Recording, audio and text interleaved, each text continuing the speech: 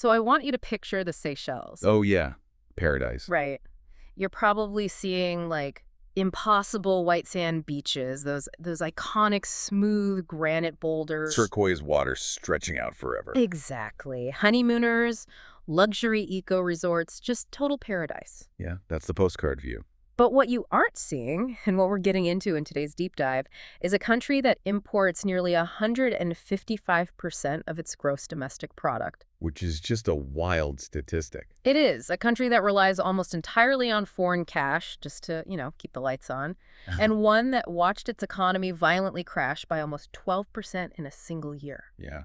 2020 was brutal for them. So today, we are looking at this massive report. It's essentially the ultimate economic paradox. It really is a fascinating contradiction. We like to categorize nations neatly, like they're either developing and struggling, or they're wealthy, diversified, and secure. Right, nice little boxes. Exactly. But the Seychelles breaks that mold entirely. It's the absolute definition of, well, muddy waters when it comes to national economics. I love that. Because the nation that has achieved incredible wealth, but remains structurally, terrifyingly vulnerable. Terrifyingly vulnerable. That's the core tension we're unpacking today. Right.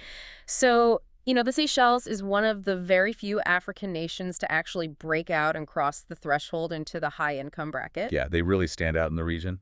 Our source material cites a gross national income GNI per capita of $17,460 in 2023. That is a massive number. Right. They are, by all traditional metrics, a rich country. Absolutely. But simultaneously, macroeconomists look at them and classify them as a fragile giant. A fragile giant. And the proof of that fragility, it isn't theoretical, like we mentioned during the pandemic. Their GDP dropped by negative 11.7%. Yeah, in a single 12-month period, which, for the listener, is an economic trauma that takes most nations a full decade to recover from. Exactly. So our mission today, reviewing these sources, is to figure out how a nation manages to balance on this impossibly thin tightrope. Right, unpacking the prosperity paradox. Exactly. We're looking at the mechanics of a country caught between record-breaking wealth and, existential survival challenges. And we're going to look at that through three main gears, basically. Okay, lay it out for us. First, the growth engine, which is their service and tourism sector. Second, the social foundation, so their human capital and governance. Crucial stuff. And third, the environmental scales, balancing protection against massive climate threats. So if you're listening and wondering how a nation so rich could be so vulnerable, well, let's unpack this. Because they hit over $17,000 per capita without massive oil reserves, right? Right, no oil. And without, vast agricultural plains to farm? Nope, mostly rocks and coral. So how do you pull that off? You look at the historical trajectory in the data, and you realize they essentially bet the entire house on a single roulette number.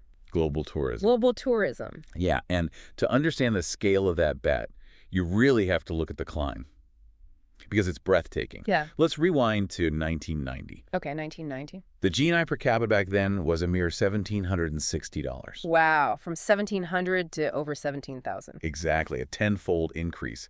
Back then, it was a developing island economy trying to find its footing, relying on some local fishing, small-scale agriculture. And just early-stage tourism, right? Right. But fast forward to 2023, and boom. What we are looking at is a deliberate, highly aggressive, outward-looking economic strategy. They knew they couldn't get rich just trading with themselves. Exactly. They realized very early on that they couldn't generate domestic wealth internally. They had to capture wealth from the outside world. And what they looked out at was, the middle and upper class populations of Europe, North America, and Asia, people who suddenly had disposable income to travel. Right, the global tourism boom. But here is where the architecture of this wealth generation gets incredibly precarious. They built this massive economic engine, but it's built on a single pillar. Yeah, the service sector. Right. Today, the service sector makes up over 60% of their entire GDP. The report says it peaked at an incredible 66.5% in 2021. And while that was growing, the industrial sector was hollowing out. Yeah, the part of the economy that actually makes tangible things, it shrank from about 30% in the 90s to just around 12% today. And we have to drill down even further into that service sector to see the real concentration of risk here. Because service sector can mean a lot of things. Exactly. It's not just that they rely on services, which could technically include a diverse mix of finance, tech, consulting, whatever. Right. It's that within that massive service sector, tourism accounts for roughly 50 to 70% of all service exports. So it's basically tourism all the way down. Pretty much. But hang on, let me push back a bit because I think a lot of listeners are probably thinking, wait, Spain relies on tourism, Thailand relies on tourism. Sure they do. If you go to the Caribbean, entire economies run on cruise ships and resorts. Why does the Seychelles stall out so much harder than anyone else when things go wrong? Well, it comes down to geography, scale, and the complete lack of a domestic fallback. Okay, unpack that for me. Let's look at Spain, like you mentioned. If global tourism drops, Spain takes a massive hit, absolutely. But Spain has a huge domestic agricultural sector that can still feed its population. Right. They have domestic manufacturing, they build cars, they produce textiles, they have a massive internal market of millions of citizens buying and selling from each other. So it's like having a sports car, but you have different gears. Exactly. They have shock absorbers built into the economy. And the Seychelles. The Seychelles is an archipelago in the middle of the Indian Ocean, nearly 1,000 miles from the nearest major landmass. Wow, 1,000 miles. Yeah, and they have a population of roughly 100,000 people. Yeah. So when you only have a 12% industrial base, you literally do not have the factories to retool if the primary industry fails. You can't just pivot to making cars. Exactly. And you do not have vast agricultural plains to fall back on to feed your population. Because the islands are essentially just steep granite peaks and coral atolls. Right. There just isn't the physical space for massive commercial farming.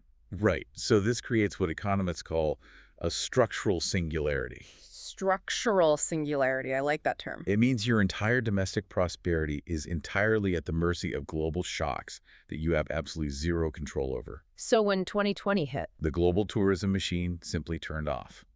And because of that structural singularity, the cascade effect in the Seychelles was instantaneous. The planes stopped landing, the hotels emptied out. which means hotel staff were furloughed? Exactly. And because those staff had no income, domestic consumption collapsed. Because domestic consumption collapsed, government tax revenues evaporated. There was no secondary domestic engine to turn on. None. The sports car completely stalled out. Which paints a really stark picture of how the island actually functions day to day. Because if you have a hollowed out industrial sector and you aren't making physical things, Right. but you have a population that has grown accustomed to a high income standard of living, you have to buy those things from somewhere else. Yep. The Seychelles basically operates as a massive import station. Import station, that's a perfect way to put it. And the metrics on this hyper openness in the source material are almost hard to wrap your head around. They really are. Like if you track their total trade, meaning the absolute sum of everything they import and everything they export, it frequently exceeds 100% of the nation's GDP. Yeah, the report says in 2021, it hit a staggering 154.9% of GDP. Okay, I have to stop you there because I know people listening are like, wait, how can a country's trade be more than 100% of its entire economy?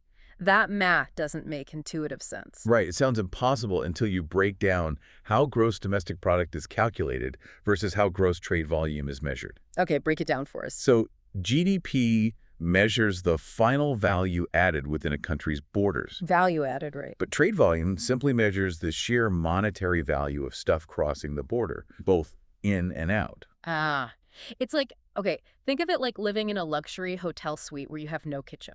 Okay, I like this. You produce no food yourself.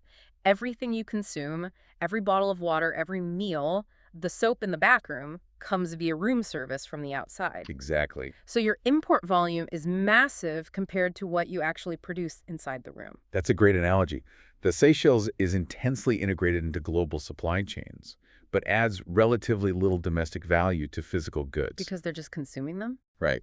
They import massive amounts of finished goods, consume them, and export services, namely giving tourists a great vacation to pay for them. I mean, almost every single consumer good you see on the island has to be brought in on a container ship or a cargo plane. The cars, the smartphones, the clothing, the construction materials for all those luxury resorts. And critically, the food and the diesel fuel needed to keep the power grid running. Which means they are entirely at the mercy of the hotel's room service menu prices. Completely exposed. Yeah, this extreme openness means that local inflation The daily cost of living for a local citizen walking into a grocery store in the capital, Victoria, is dictated entirely by global supply chains and international shipping costs. So if a container ship gets wedged in the Suez Canal, Or if a geopolitical conflict spikes the price of crude oil, the Seychelles feels that in their grocery aisles instantly. they import inflation directly. They absolutely do. And that explains the massive trade deficit we see in their ledgers. Yes, the external balance on goods and services is chronically negative.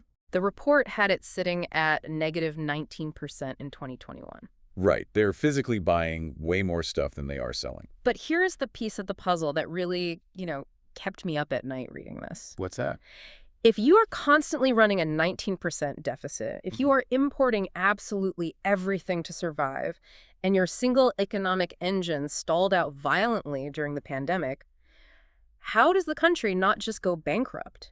Yeah. Who is funding this perpetual room service bill? That is the billion-dollar question, and the answer is foreign direct investment, FDI. Okay, foreign money. The Seychelles economy is fundamentally addicted to foreign capital. Yeah. The net inflows of FDI are absolutely massive. The report notes it represented 16.3% of their entire GDP in 2021. Wait, 16.3% of the economy is just foreign money pouring over the borders? Yeah, to build resorts, upgrade infrastructure, launch businesses. That isn't just a lifeline. That is the oxygen supply, keeping the entire import station functioning. It is. Without that constant influx of foreign capital, the currency would devalue, the ability to purchase imports would collapse, and that high income status, Poof, gone. it would vanish. But relying on FDI introduces extreme sensitivity. Foreign capital is incredibly fickle. It relies entirely on the risk appetite of international investors? Exactly. Investors need to feel confident that they will get a return on their money. Right, which explains why, during the 2020 crash, FDI violently fluctuated. Global capital got terrified. Right. When global credit conditions tighten, or when a crisis makes the travel sector look risky, international developers simply close their checkbooks. And that 16% can just dry up in a matter of weeks. Instantly. But I keep coming back to this one point. I have a hard time believing international developers are just throwing billions of dollars at an isolated import-dependent island purely because the beaches are pretty. Oh, definitely not. There are beautiful beaches all over the developing world that do not attract 16% of their GDP in foreign investment. Very true. So there has to be a structural reason their money feels safe in the Seychelles compared to, other tropical destinations. And this brings us to what is arguably the most important element of the Seychelles' success: the real secret sauce. Let's hear it. The glue holding this incredibly precarious economic model together isn't financial engineering. It's social and political architecture. We're talking about their governance and their human capital. Right. Let's dig into the governance, because the World Governance Indicators, the WGI, tell a really compelling story here. They do. The Seychelles isn't just lucky. They are exceptionally well managed. The data points are wild. If you look at the WGI metrics for 2021, their control of corruption percentile shot up to 74.4. That's massive for a small island state. And their rule of law index consistently scores above 70. To understand why that matters, you have to put yourself in the mindset of a global investor. Okay, I'm a billionaire developer. Right. Foreign capital is notoriously cowardly. It flees from instability, it flees from arbitrary legal systems where contracts aren't enforced, and it absolutely sprints away from rampant corruption. Because if my multinational hospitality group is going to drop $50 million to build a luxury eco-resort on a remote atoll, I need a guarantee. Exactly. I need to know the government isn't going to suddenly seize the property a year later. I need to know I won't be bled dry by local officials demanding bribes just to, connect the water lines. Or that a local court won't arbitrarily rule against you in a labor dispute. Exactly. The Seychelles realized decades ago that their institutional integrity was actually an economic asset. It's as valuable as the beaches themselves.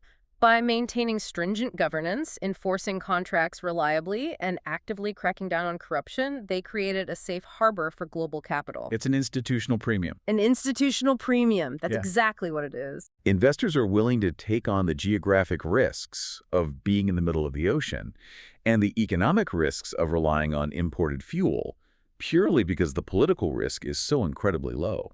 That 74.4 percentile in corruption control is the direct mechanism that attracts and secures that crucial 16.3% in FDI. Yes, it's the bedrock. And it's not just the politicians and the courts functioning at a high level, it's the population itself. Right, the human capital. The human capital metrics in this report are just as vital to the equation. We are looking at a country that has essentially eradicated illiteracy. Yeah, youth literacy is virtually universally stabilized at 99%, And primary school completion frequently exceeds 100%. which sounds weird, but it happens when you account for overage students who re-enter the system to catch up and complete the curriculum. Oh, that makes sense. And we absolutely cannot gloss over the gender parity in these statistics. Absolutely not. The Gender Parity Index, the GPI, in the education sector firmly sits at 1.0. Meaning girls and boys have exactly equal access to and participation in the education system. Right. They're utilizing 100% of their population's potential brain power. Which is absolutely vital when your population is that small. I mean, when you only have roughly 100,000 citizens, you cannot afford to leave half of your demographic out of the modern workforce. Exactly. A high-end service economy requires a highly specific type of worker. You don't need millions of manual laborers. Yeah. You need accountants. You need logistics managers, IT specialists, bilingual hospitality managers to interface with a global clientele. You need a population that can seamlessly integrate with the global economy. Precisely. You could build the most beautiful multi-million-dollar resort in the world, but if you do not have a local workforce educated enough to run the complex back-end logistics. Like managing the imported food supply chains. Right, or handling international financial transactions. Yeah. Or maintaining the digital infrastructure. The resort fails. The 99% literacy rate is the engine that actually runs the FDI investments. So if the economy is this risky, highly leveraged sports car constantly driving on the edge of a cliff. Their governance and education systems are the world-class safety features. The anti-lock brakes, the reinforced chassis. And the highly trained driver keeping it on the road. They are outperforming their extreme geographic and structural fragility by being exceptionally disciplined. They really are. They are entirely outmanaging their disadvantages. But. And there is always a but in macroeconomics. Always a but. The very success of that social foundation has triggered a new, deeply complex set of slow-moving crises. Right, because success changes a society. It does. As you get richer and as you build better healthcare and education systems, your population fundamentally alters its behavior and its biology. Yes. The Seychelles is currently facing a massive demographic and health shift. And this report details it perfectly. It's a classic hallmark of a nation successfully transitioning from a developing economy to high-income status. The demographic dividend is ending. Okay, for the listener, let's break down what that dividend actually is. Sure. A demographic dividend occurs when a country experiences a massive boom of young, working-age people, while simultaneously having a relatively small, older population that needs caring for. So it means you have a huge tax base paying into the system and relatively few people drawing pensions or requiring expensive end-of-life medical care. Exactly. It's an economic golden era. But the numbers show that era is closing for the Seychelles. The report states the under-15 population has plummeted from 36% of the country down to around 22.5%. People are having significantly fewer children. Which is standard, right? Yeah, very standard. As education levels rise, particularly female education, tying back to that 1.0 gender parity index, and as incomes rise, birth rates naturally fall. People focus on careers, and the cost of raising a child in a high-income, import-dependent economy is incredibly high. Extremely high. Meanwhile, the other end of the age spectrum is expanding. The old age dependency ratio, the percentage of the population that is of retirement age compared to the working age population, has crept up from 10.7% in the 90s to 11.9% today. And the trajectory is pointed straight up. The economic burden of this shift is profound. An aging population fundamentally alters the math of a nation's budget. You have fewer young workers actively paying income taxes.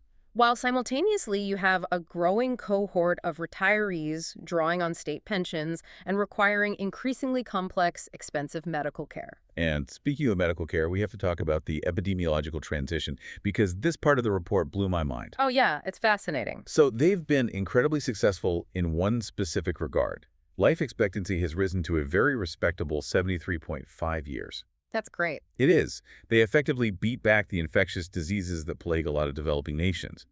But in doing so, they've traded one set of medical problems for a much more expensive set. Right. They've shifted from battling infectious diseases, things like malaria, cholera, or tuberculosis, to a crisis of non-communicable diseases, or NCDs. So why does that happen so suddenly? Was the byproduct of sudden wealth and the integration into global supply chains. Tell me more. 30 or 40 years ago, a significant portion of the population might have been engaged in active labor, fishing, agriculture, and eating a local diet of fresh fish and local crops. But as the tourism boom hit, the labor force shifted. Right. People moved into service jobs, sitting behind desks, or working front of house in resorts. And their diets changed completely. Completely. Think back to our import station concept. It is often cheaper and logistically easier to import bulk, highly processed, calorie-dense foods than it is to sustain local fresh food production for a growing, wealthy population. Oh, you see a rapid westernization of the island lifestyle. Exactly. Less physical activity, more imported processed sugars and fats. And the data directly reflects this. The report says the prevalence of diabetes among adults aged 20 to 79 has surged between 9.3% and 12.1%. And we really have to unpack why this is an economic crisis, not just a health crisis. Because treating infectious diseases is a public health sprint, right? Yes, you run a vaccination campaign, you improve water sanitation, you distribute antibiotics. It's acute and relatively inexpensive on a per capita basis. But treating non-communicable diseases like diabetes, cardiovascular disease, and hypertension, that's a marathon. It's a lifetime marathon. It requires massive, sustained, continuous public health spending. You need specialized endocrinology clinics, daily medications like insulin, potentially highly advanced interventions like dialysis machines. And remember our importation problem. The Seychelles doesn't manufacture insulin. They don't build dialysis machines. So every single pill, every single piece of advanced medical equipment must be imported at premium global prices. Yep. Think about how massive, diversified economies struggle with aging populations and healthcare costs. Look at the political fights over Medicare in the U.S., or the strain on the NHS in the U.K., or the debates over national pension ages in Europe. It is a massive financial burden for giant nations. Exactly. Now, imagine dealing with that exact same demographic crisis, that exact same explosion in lifetime healthcare costs, but your entire national budget. Your entire ability to buy that imported insulin depends on whether tourists from Germany and France decide to book flights this summer. Man, it is an incredible pressure cooker. They are racing against a biological clock while standing on an economic fault line. Which begs the obvious question, right? How do they escape this trap? It's the way out. They have an aging workforce, skyrocketing healthcare costs, and an economy entirely dependent on a single physical industry tourism that proved it could evaporate overnight in 2020. Right. They can't build giant car factories, they don't have the land, they can't suddenly become a massive agricultural exporter. So where do they go? They look to the cloud. The digital lifeline. Exactly. Digitalization is really the only viable avenue for rapid economic diversification when you are geographically isolated in the middle of an ocean. Because exporting physical things is ruined by shipping costs. Precisely. You cannot easily manufacture and export a physical good from the Seychelles. The maritime shipping costs will instantly eat your profit margins, making you uncompetitive globally. But you can export data. You can export data, you can export financial services, software, remote consulting, digital logistics, and you can do it at the exact same speed and the exact same cost as a tech company sitting in London or New York. Because the internet doesn't care about the Indian Ocean. It really doesn't. And the data on their digital explosion in this report is genuinely staggering. Internet usage in the Seychelles went from less than 10% in the year 2000 to a massive 79.4% by 2022. That's practically universal coverage for the working population now. And the reports highlight an exponential boom in secure internet servers. And that specific metric, secure internet servers, is the vital one to pay attention to. Why is that? Well, it's not just about everyday citizens having smartphones to scroll through social media or stream videos. Secure servers indicate hardcore business infrastructure. What exactly are those servers doing? They provide the capacity for highly encrypted financial transactions, secure corporate data hosting, and digital trade. Ah, okay. It is the architectural foundation required to build an offshore financial sector and a modern digital service economy. Because if you want international corporations to register their businesses in the Seychelles or use your banking sector, you have to offer them ironclad digital security. Exactly. It's a fascinating pivot.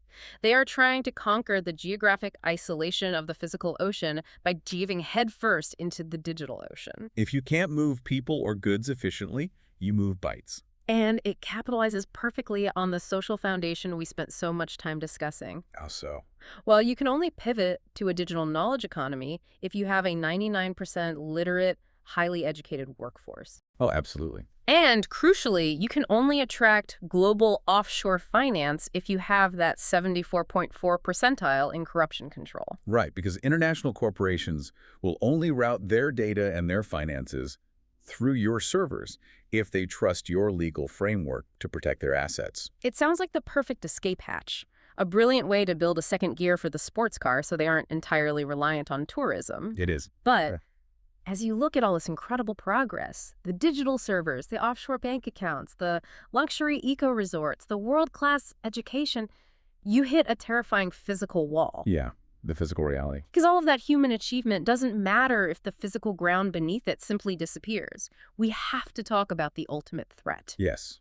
We transition from the theoretical models of economics and digital networks to the brutal, unforgiving reality of physics, the environment. The Seychelles are deeply aware of their environment. They aren't ignoring it. In fact, the report notes they are global pioneers of what is called the blue economy. They aren't just exploiting their nature for tourism. They are actively guarding it as a national asset. The numbers show they protect 6.1% of their terrestrial land. Which is great. But, incredibly, they protect an astounding 32.9% of their marine territory. Wow. And just to give that context, their marine protection was essentially at 0% before 2016. Wait, 0 to 32.9% in less than a decade? In less than a decade, they locked up a third of their ocean space to preserve biodiversity. They do this because they are acutely aware that nature is their primary capital asset. Right. They don't have gold mines, they have coral reefs. Exactly. Without those reefs, without the local fish populations, and without the pristine beaches, the entire economic engine shuts down permanently.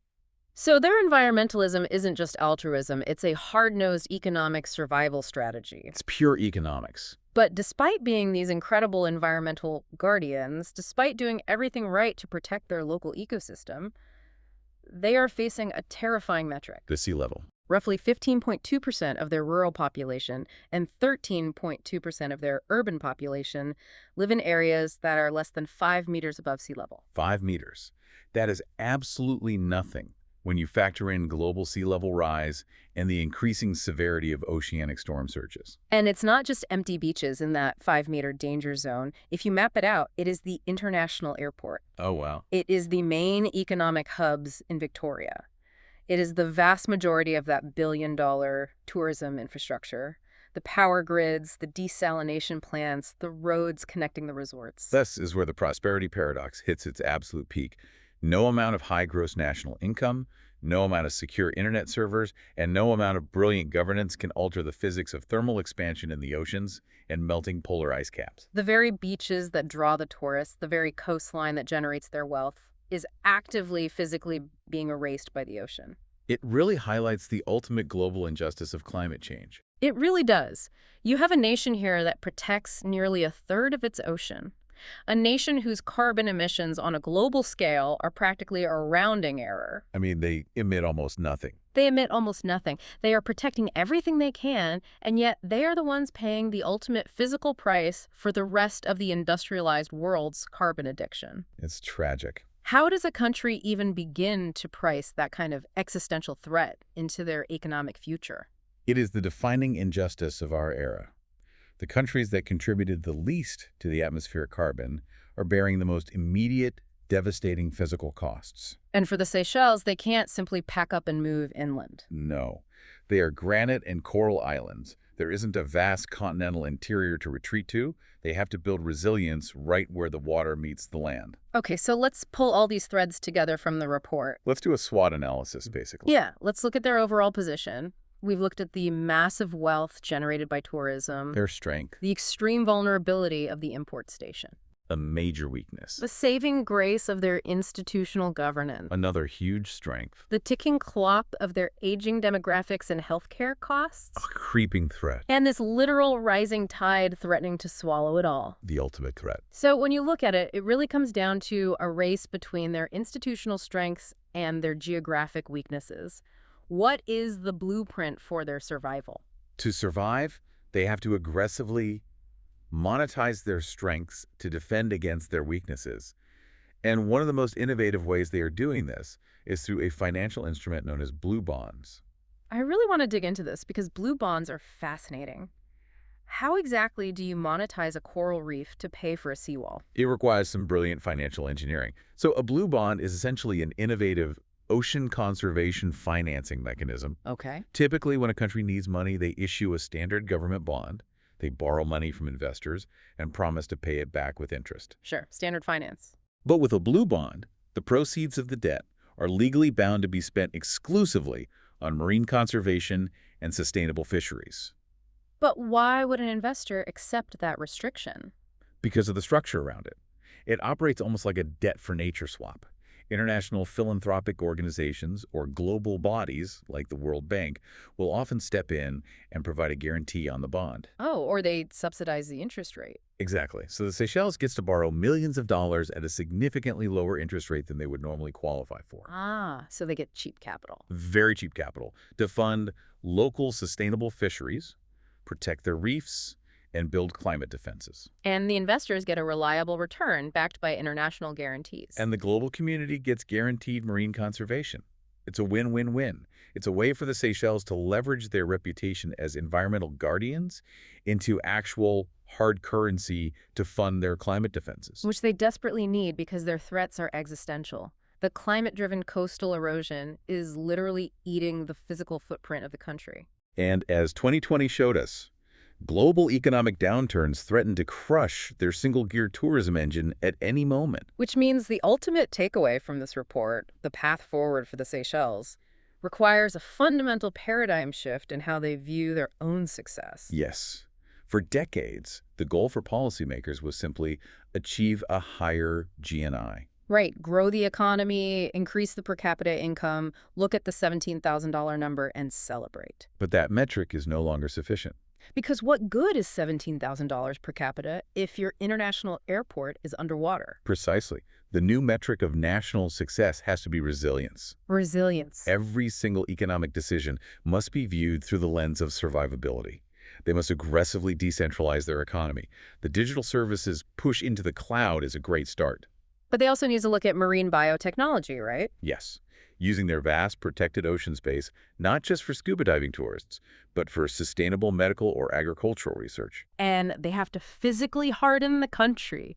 They need to aggressively invest in climate-resilient infrastructure. We are talking about massive engineering projects, elevating seawalls, physically raising critical assets like the airport runways and power grids, and artificially restoring reefs to act as natural breakwaters against storm surges. And crucially, through all of this immense physical and economic transition, they must fiercely protect their institutional integrity. That's the linchpin. Because the moment corruption creeps in, the moment the rule of law falters. That vital 16% in foreign direct investment will vanish. The international guarantees for their blue bonds will disappear, and the resources needed to build that physical resilience will simply be gone. Wow. We've covered a staggering amount of ground today. We really have. We've seen how a number on a page, like a $17,460 GNI per capita, doesn't actually buy invincibility. Far from it. It buys you a ticket to a whole new set of deeply complex challenges. The Seychelles truly is a masterclass in maximizing limited geography through strict governance and universal education. But at the same time, it serves as a glaring, flashing warning light about the fragility of globalized single-industry economies in a rapidly warming world. It is a profound case study, And, as we wrap up, I want to leave you with a final thought to mull over. Let's hear it. Think about the metrics we use every day on the news to judge a nation's success.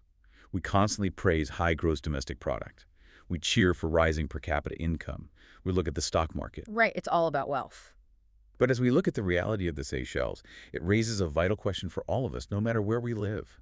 If a nation's wealth is built on a coastline that will be underwater in 50 years, how rich are they really? That's haunting. As the climate physically shifts the borders of our maps, will resilience eventually replace wealth as the ultimate global currency? That is a thought that will definitely stay with me. Well, thank you so much for joining us on this deep dive. Keep questioning the numbers behind the headlines, keep exploring the paradoxes, and above all, keep learning. Catch you next time.